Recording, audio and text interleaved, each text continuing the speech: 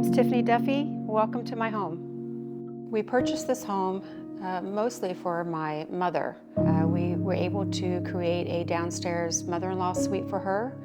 She has her own kitchen, her own bathroom, her own walk-in closet with stackable washer and dryer, bathroom. She has easy access in and out of the garage. So my husband heard an advertisement on the radio, and we decided to go up there and take a look because we knew we were going to be buying a house.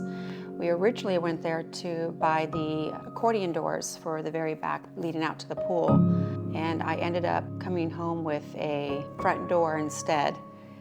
And we didn't even have the house yet. So we decided every home that we looked at, my husband had a tape measure, and he was making sure that this front door would fit on the new house that we purchased. And I think this one turned out pretty good.